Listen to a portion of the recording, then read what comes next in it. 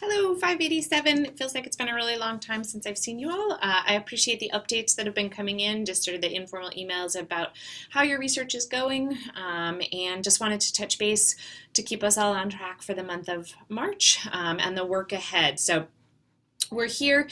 Thanks for the dialogue with assignment 12 around just kind of updating us on the progress. Assignment 13, the first post is due this Sunday night, the 4th of March. And again, for this one, it's very similar, except that I would expect that in your post, you start to also talk about either how you're engaging with the current analysis or how you plan to do the analysis. And then again, an expectation of engaging with your classmates on this. Renee has already kicked us off with her work, so you can see it there. That one will be on the stream. And then also just to look ahead towards the end of the month, you are going to be working on assignment number 14.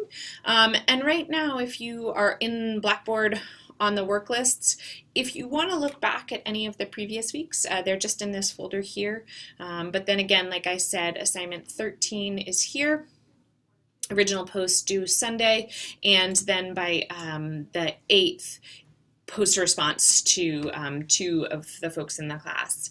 And down below is where the outline for for assignment 14 is. And for this, you are going to be creating a Google slide deck or Keynote or PowerPoint, whatever sort of slide software you prefer. And I've given you what the slides look like. I haven't posted an exemplar for this. What I will say is that these slides will become part of your poster. So the overall guidance that I would give you for these is focus on maximizing the available space on the slide, large font, compelling graphics to tell the story. You're trying to visually communicate what you have learned with your research project. So you can take a look at what the individual slides are going to have. I am asking you to upload your slideshow to the Google Classroom assignment.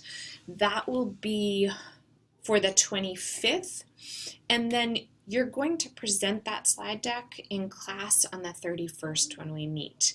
You have 4 minutes, and I will time you for that. Think of it as the elevator speech. What did you set out to do? Who did you do it with? What are you finding so far? Again, you will be in progress with your results, so this may not be the exact language you'll use in your final paper, but the goal of this is really to get big picture and to help you think about what's kind of that superstructure I'm going to use to organize my results and discussion.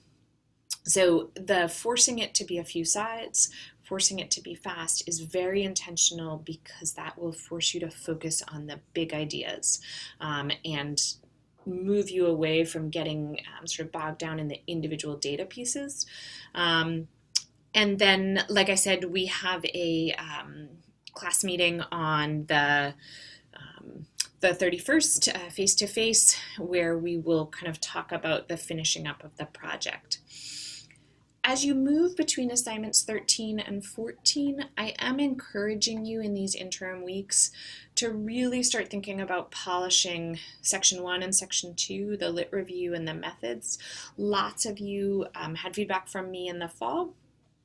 And one of the things that you also will likely need to do is that most of you in the fall for 586, the analysis of data part in your methods was still pretty vague, and you're going to need to go back in and get more specific about how you're going to do that. So I've just encouraged you to kind of revisit the appropriate chapter in Creswell, look both at that example study that is there, and then also really focus through what's the guidance around how do you do the data analysis, and then how do you talk about that data analysis. So that is just sort of work between now and then. Again, there's not a draft of the paper that needs to be submitted, but just to keep you moving on as your data is coming in. So Look forward to seeing you all at the end of the month. Please feel free to call or email me if there's anything that I can do to help in the interim so that you can continue to make productive progress on these. And hopefully you're starting to get really excited about bringing this process to completion and capstone presentations and graduation. So thanks all.